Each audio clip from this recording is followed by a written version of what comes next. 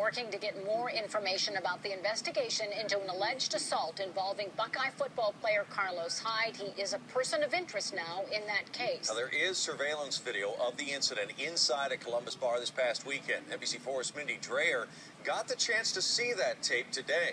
And Mindy, we understand you cannot reveal your source, but can you describe for us exactly what you saw on the tape?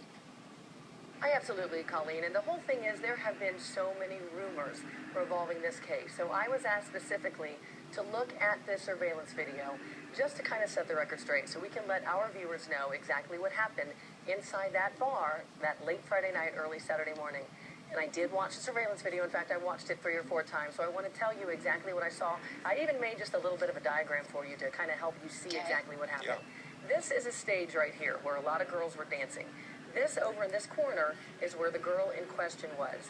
On the surveillance video, you see exactly when Carlos Hyde, who is right here, walks into the bar and walks over to a group of his friends who are right here, right next to the stage area where the girls are dancing. As soon as he gets over to his group of friends, his one buddy starts pointing at this girl in question, points at her several times.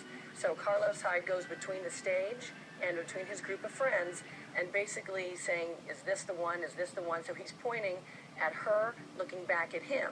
Then there's a little stair right here, like a step or 2 that goes up to the stage. So he then goes up the stairs and goes over to her. They are in a conversation. Again, it's obviously loud in there. So I don't know if she couldn't hear him, he couldn't hear her that well, but they are talking for maybe a couple minutes. And at one point, he appears to get angry and starts pointing at her face, maybe saying something derogatory to her. And at that point, he turns to leave and go back down to his buddies, and that's when she takes a swing at him. Watching the surveillance video, and again, I watched it a couple times, I absolutely could not tell whether she made contact with him. He obviously did not like the fact of her even taking a swing at him, so instead of walking back down with his buddies, he did turn toward her and did move to slap her or hit her in the face. He did make contact with her. Again, it was not a punch. As far as what I could tell on the surveillance video, she was not knocked unconscious.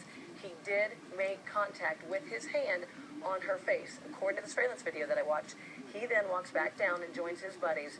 They're trying to get him then to leave the bar. They continue to point over at her. And also on that tape, you can see her cover her face with her hands. And then at that same point, her friends start to console her. They're hugging her, try to make her feel better. And then that is where the surveillance tape ends. But what I saw, she was not knocked unconscious. She was not punched. But he did indeed hit her or slap her with his hand on her face.